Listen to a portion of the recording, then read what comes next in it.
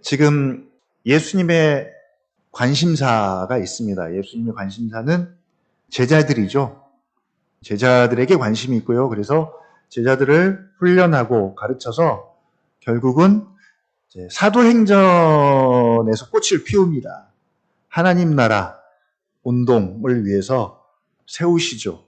이제 제자들과 함께 할 시간이 얼마 남지 않았습니다. 어떤 심정으로 제자들을 대하실까요? 어떤 제자도, 그러니까 우리가 우리 자녀가 이런 자녀가 됐으면 좋겠다 라는 마음하고 똑같은 거잖아요. 나의 이런 제자가 되었으면 좋겠다. 제자도죠. 어떤 제자도를 생각하고 계실까요? 우리가 지금 보고 있는 본문이 예수님이 품고 계시는 그 제자도에 대한 생각들이 다 고스란히 담겨 있습니다. 우리 언약나무교회가 강조하는 정체성 중에 하나가 제자입니다. 사랑으로 서로를 제자 삼는 공동체, 그죠? 두 번째, 정체성. 요거는 이제 제가 건의를 안 했는데, 나중에 저희도 주일날마다 정체성 고백해가지고 한 번씩 주일마다 이렇게 다 같이 7가지를 하면 좋겠다라는 생각을 해봅니다. 자꾸 해야 이렇게 머릿속에 기억도 되고 몸에 익숙해지니까. 자, 그러려면 제자를 알고 이해를 해야 합니다. 우리가 제자라는 말은 참 많이 쓰는데 과연 내가 제자인가? 내가 제자를 제대로 알고 있는가? 우리가 이해를 해야 합니다. 기회가 되면 누가복음에서 가장 중요하게 다루는 제자도에 대해서 한번 정리를 하겠지만, 이제 누가복음이 끝나기 전에 한번 정리를 해보겠지만, 당장 12장부터 그리고 오늘 13장 1절부터 9절까지를 통해서 주시는 가르침이 있습니다. 이 역시도 제자들을 위해서 주시는 말씀입니다. 결론부터 말씀드리면 심판입니다. 심판에 대한 말씀이에요. 지난주에는 내가 불을 땅에 던지러 왔다. 그리고 이미 불이 붙었다라고 말씀을 하셨습니다. 불은 심판을 의미합니다. 또 내가 세상에 화평을 주려고 온 것이 아니라 도리어 분쟁을 일으키러 왔다. 그래서 예수님으로 인해서 분쟁하는 가정을 소개하고 있습니다. 또 재판장 앞에 서기 전에 길에서 화해하기를 힘쓰라. 그렇지 않으면 옥에 가둬서 한 푼이라도 남김없이 갚지 아니하고서는 결코 거기서 나오지 못하리라. 12장 마지막 절이잖아요. 지옥에서 영원히 나오지 못하는 운명에 처하게 될 것이다. 다 심판에 관한 말씀이에요. 오늘도 마찬가지입니다. 1절부터 5절까지 심판에 대한 말씀을 주시고 6절부터 9절까지가 이제 12장부터 13장 5절까지의 결론입니다. 열매 맺지 못하는 무화과 나무에 대한 비유인데 역시 마지막 심판으로 결론을 냈습니다. 오늘 제목이 좀 심상치가 않아요. 한번 읽어볼까요? 시작. 찍어버리소서. 제가 준이한테 이렇게 보냈더니 아빠 이게 무슨 말이야. 평상시 우리가 들을 수 있는 내용이 아니에요. 제가 그때도 한번 말씀드렸지만 6살 땐가 7살 땐가 이모 집에 가서 충격받은 말이 이거예요. 시골에서 이모가 막 입이 걸었나 봐요. 그래가지고 간만에 이모 집을 갔는데 이모가 그 자녀들한테 말을 안 듣니까 저놈의 새끼를 그냥 도끼로 맞박을 찍어버린다고 그런 심한 욕을 했는데 제가 얼마나 충격이 됐든지, 왜냐면 저희 어머니한테는 이제 들을 수 없는 얘기니까 그게 이제 6살 때 들은 그 욕이 지금까지 기억을 하는데 이게 성경에 있어요. 거기서 나온 얘기예요. 찍어버리소서. 오늘 제목입니다. 3절, 5절 비슷한 말씀하세요. 망하리라. 우리 그런 말 잘 안 쓰잖아요. 누가 망하기를 바라는 그런 마음 갖지 않습니다. 망할 것이다. 6절, 9절은 찍어버리소서 강조합니다. 근데 왜 제자들을 훈련하는데 다른 내용도 많은데 이 말씀을 하실까요? 다른 훈련할 것도 많은데. 이게 이제 오늘 말씀의 주제입니다. 심판이 제자도와 무슨 상관일까요? 자, 지난주에 구원과 심판은 동전의 양면성이다라는 말씀을 했습니다. 그러니까 구원을 이해하려면 심판을 언급을 안 할 수가 없습니다. 그러니까 심판 없는 구원은 없다. 그래서 구원이 명확하게 드러나려면 심판을 말할 수밖에 없죠. 예수님의 구원의 시작은 곧 심판의 시작을 의미합니다. 그래서 예수님이 오심으로 이스라엘의 구원이 임한 것을 천사들이 찬양했고요. 그 다음에 구원을 간절히 기다렸던 시므온과 안나가 예수님의 탄생을 보고 찬양을 합니다. 그러나 또 한편으로는 심판이 시작되었음을 선언합니다. 이 심판이 시작되는 때가 언제냐? 종말이죠, 종말. 심판하면 또 항상 종말이 함께 갑니다. 종말의 때입니다. 그러니까 심판 이야기가 나오면 심판은 항상 시간적으로 종말과 함께 생각을 해야 합니다. 심판이 시작되었다는 이야기는 종말이 시작되었구나. 지금이 종말이구나. 이미 종말이 시작되었지만 그러나 종말의 끝은 아직 아닌 거죠. 자, 이 종말의 끝이 언제냐? 이걸 이제 예수님께서 비유로 계속 말씀하세요. 주인과 종의 비유를 통해서 종말의 끝에 대해서 계속 이야기합니다. 자, 언제입니까? 종말의 끝. 주인이 돌아오는 시간입니다. 주인이 돌아오는 시간. 그때가 종말의 마지막 때예요. 주인이 돌아오면 그걸로 끝이에요. 그때 종에 대한 심판이 이루어집니다. 주인이 언제 돌아옵니까? 주인이 언제 돌아온다고요? 생각하지 않은 날, 알지 못하는 시각에. 그쵸? 12장 몇 절입니까? 46절. 생각하지 않은 날, 알지 못하는 시각에 주인이 옵니다. 그러면 종은 어떻게 하고 있어야 된다고요? 허리에 띠를 띠고 등불을 켜고 서서 기다려라. 그런 다음에 이제 주신 말씀이 청지기에 관한 말씀입니다. 이 종은 어떤 종이냐면 청지기다. 청지기는 주인의 소유를 맡아서 관리하는 종입니다. 종 중에서 청지기라는 직분이 있는 거예요. 그러면 우리는 6번, 우리 정체성 중에 6번, 기꺼이 종이 되어 섬기는 공동체와도 또 연관을 지어볼 수 있겠죠. 종인데 어떤 종인가? 우리는 청지기다. 주인의 재산을 맡아서 합법적으로 관리하는 종입니다. 이 종에게는 임의로 주인의 재산을 사용할 수 있는 권한이 주어지겠죠. 권한이 있습니다. 주인의 소유를 맡아서 잘 이제 관리하기 위해서 이 청지기에게 필요한 것이 있습니다. 바로 지혜와 진실함입니다. 지혜와 진실함을 가지고 주인이 맡겨준 임무를 이제 감당하는 거죠. 그리고 결국은 주인이 맡긴 것에 대한 회개할 날이 올 것입니다. 그때까지 지혜와 진실함으로 맡은 일에 충성을 하는 것이죠. 우리가 월말말 되면 이제 회계를 결산하고 보고하듯이 청지기에게도 주인의 뜻에 따라 재산을 잘 사용했는지 결산하는 날이 있다는 것이죠. 자, 그날이 언제냐? 바로 주인이 오시는 날입니다. 자, 지금 이걸 제자도에 적용하고 있다는 이야기는 제자도의 배경, 제자도의 토대, 제자도의 환경이 바로 종말이라는 의미예요. 종말. 그래서 제자도에는 반드시 청지기도가 있어야 하고 이 청지기도는 종말론적이기 때문에 결론적으로 제자도는 반드시 종말론적이어야 한다라는 이제 결론을 내릴 수가 있는 것이죠. 그래서 결국은 심판을 강조하지 않을 수가 없는 그런 내용입니다.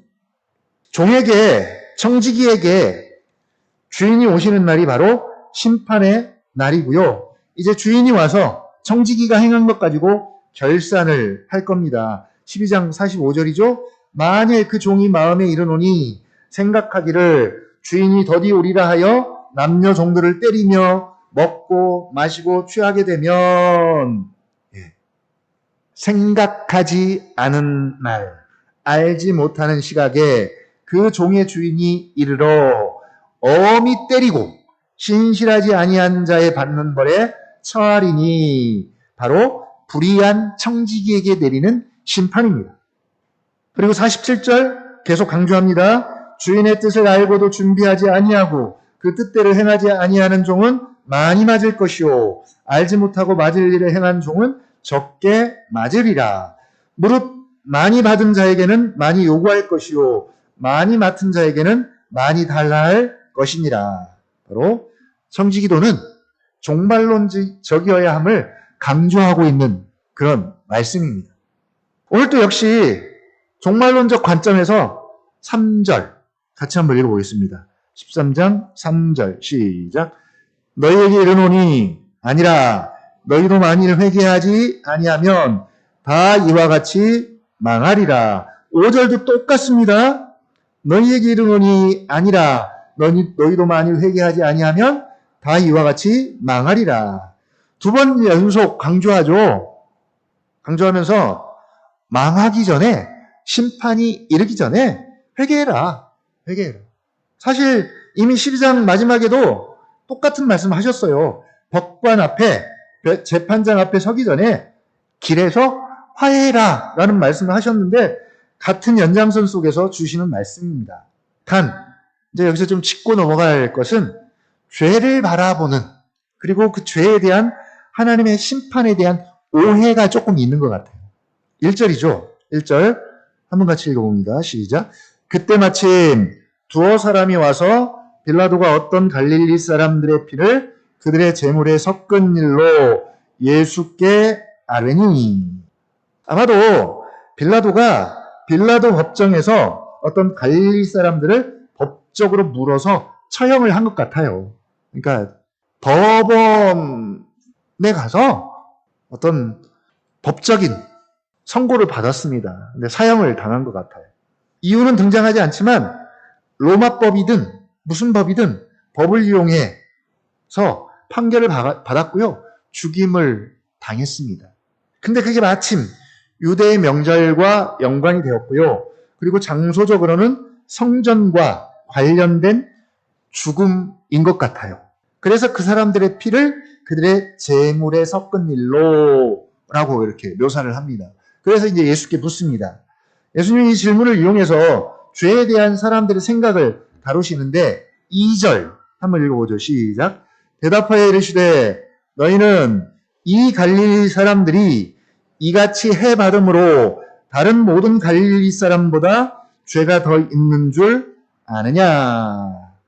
그렇게 죽은 그들의 죄가 법적인 죄가 있었으니까 판결을 받았잖아요. 그런데 그들의 죄가 다른 갈릴리 사람들보다 더 커서 그런 비극을 당했다고 생각하느냐 라는 질문을 던지는 거예요.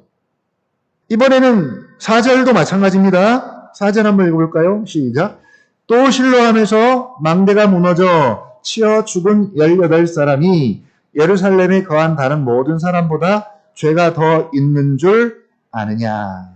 이번에는 실로암 망대 붕괴로 18명이 죽은 사건입니다. 아마도 대부분의 사람들은 이 사건을 다 알고 있었고요. 사람들은 이 사건을 대하면서도 뭐라고 아마 생각하고 있었냐면 죽은 사람들의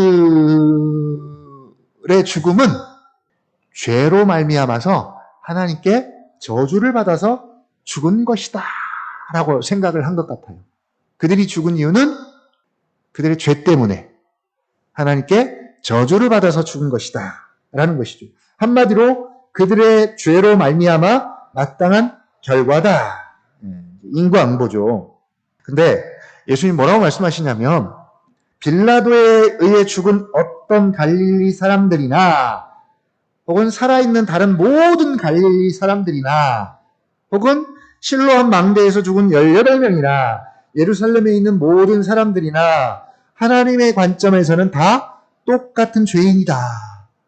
그리고 모두가 다 다가올 심판을 결코 면하지 못할 것이다. 자연법에서는 감옥에 있는 사람들이 우리보다 훨씬 더 많은 죄를 지었지만 하나님의 관점에서는 그들이나 우리나 다 똑같다. 다 다가올 심판을 결코 면치 못할 것이다. 모두가 다 죄인이다 라고 말하는 것이죠. 그러므로 3절 5절을 반복합니다. 너희에게 이르노니 너희도 만일 회개하지 아니하면 다 이와 같이 망하리라. 갈릴리 사람이나 예루살렘 사람이나 죄를 돌이키지 않으면, 회개하지 않으면, 하나님 나라를 받아들이지 않으면, 그 나라에 들어오지 않으면, 예수와 함께 예수가 가져온 하나님 나라를 따르지 않으면 망하리라. 그리고 그 망함을 면할 유일한 길은 회개뿐임을 강조하고 있습니다. 그래서 결론적으로 뭐예요? 법관 앞에 서기 전에 길에서 화해해라. 서면 끝이다. 서기 전에. 그리고 이제 마지막 결론으로 주시는 말씀이 열매 없는 무화과 나무의 비유입니다. 6절부터 9절이죠. 포도원에 심겨진 한 그루의 무화과 나무가 있습니다. 포도원에 원래 포도가 심겨져야 되는데, 그래서 포도나무 비유를 말씀을 하셔야 되는데, 이례적으로 무화과 나무가 포도원에 심겨졌고요. 주인은 열매를 기대하고 있습니다. 그냥 심어놓은 나무가 아니에요. 열매를 기대합니다. 그냥 재미로 심어놓은 게 아니에요. 재미로 심어놓은 거면 그냥 뭐 나든지 말든지 별로 신경을 안 쓰잖아요. 신경 안 썼는데 나면 좋고 뭐 안 나면 말고. 밭에 딸기가 있어요. 한 3년 정도 전에 심어놨어요. 근데 제가 봄만 되면 막 열매를 막 잔뜩 기대하지 않아요. 그렇게 막 엄청 잘 가꾸지 않았기 때문에. 근데 그냥 맺으면 감사하고 안 맺으면 그냥 관상용으로 그냥 봐요. 근데 열매가 맺었어요. 그래서 몇 개씩 따요. 그런데 주인이 지금 열매를 기대합니다. 열매를 기대한다는 이야기는 충분히 열매를 맺을 수 있는 상태인 거죠. 만약 열매를 맺을 수 없는 그런 상태인데 열매를 기대했다면 이건 뭐 주인이 나쁜 거죠. 그런 상태도 아닌데 기대하면 나쁜 거죠. 자, 3년을 기대하고 기다렸는데 열매가 없습니다. 그리고 주인이 내린 결정은 이거죠. 무화과 나무를 찍어버리라. 그렇게 포도원지기에게 명령을 합니다. 주인의 입장에서 볼 때 이제 무화과 나무가 땅만 축내고 주인에게는 무익한 거죠. 아무 의미가 없습니다. 주인의 입장에서 되게 당연한 결과입니다. 그래서 무화과나무를 찍어버리라 라고 포도원지기에게 명령을 합니다. 이 찍어버림은 마지막 심판을 상징합니다. 찍어버리고 나면 끝이에요. 이미 찍어버림에 대해서 우리가 들었습니다. 누가복음 3장 9절이죠. 이미 도끼가 나무 뿌리에 놓였으니 좋은 열매 맺지 아니하는 나무마다 찍혀 불에 던져지리라. 역시 종말의 심판을 상징합니다. 이미 도끼가 나무 뿌리에 놓여 있다는 것은 심판이 이미 시작되었다라는 것이죠. 바로 무화과 나무가 처한 운명입니다. 근데 앞에 있는 본문과 연결하면 갈릴리 사람들이나 예루살렘 사람들이나 다 똑같이 무화과 나무이고요. 그리고 이미 도끼가 나무 뿌리에 놓여 있는 처지입니다. 근데 포도원지기의 뜻밖의 반응이 이어지죠. 8절 한번 읽어보죠. 시작. 대답하여 이르되 주인이여 금년에도 그대로 두소서 내가 두루 파고 거름을 줄이니. 9절이요. 시작. 이후에 만일 열매가 열면 좋거니와 그렇지 않으면 찍어버리소서 하였다 하시니라. 주인에게 자신이 땅을 파고 거름을 주면서 열심히 갖고 볼 테니 한 해만 참아주기를 당부합니다. 부탁을 해요. 그러고도 내년에 열매가 없으면 그때 주인의 뜻대로 하겠다는 것이죠. 자, 주인이 3년의 시간을 정성을 쏟았습니다. 이 3년은 열매를 바라는 주인의 인내의 시간입니다. 드디어 인내는 한계에 다다랐고요. 열매에 대한 기대치는 완전히 사그러들었습니다. 이제 남은 건 뭐겠어요? 주인의 입장에서 찍어버리는 거죠. 심판, 그거밖에 남지 않았습니다. 근데 포도원지기의 중재와 열심으로 이 나무의 운명을 한 해 더 지금 연장을 한 거예요. 아마도 포도원지기의 입장에서는 충분히 열매 맺을 가능성이 여전히 있다고 판단을 한 것 같아요. 근데 사실 우리가 구약을 보면 이스라엘의 불순종에는 답이 없잖아요. 답이 없어요. 회개의 열매를 기대하기가 정말 어렵습니다. 그래서 결국은 망하고 맙니다. 망하고 말았어요. 하지만 포도원지기인 예수님이 오셨습니다. 그리고 지금 뭘 하세요? 회개를 촉구하시는 사역에 열심을 내고 계세요. 그래서 아버지께 주인에게 1년만 좀 기다려달라고. 1년만 기다려. 아직 이스라엘이 열매 맺을 기회가 있다고 판단을 하신 것 같아요. 1년만 좀 기다려달라고. 근데 시간은 그리 많지가 않아요. 시간이 많지가 않습니다. 뭐라고 말씀하세요? 도끼가 이미 어디에 놓여 있다고요? 나무 뿌리에 놓여 있어요. 도끼가 지금 저쪽에 있어서 가지러 가야 되는 게 아니라 이미 나무 뿌리에 놓여 있습니다. 그러니까 시간이 별로 없어요. 그리고 예수님 지금 어디에 계세요? 길 위에 계시잖아요. 길 위에. 여행을 하고 계세요. 길 위에 계세요. 길 위에 계십니다. 자, 이 길의 마지막 종착점이 어디예요? 그 종착점을 코앞에 두고 계세요. 예루살렘이잖아요.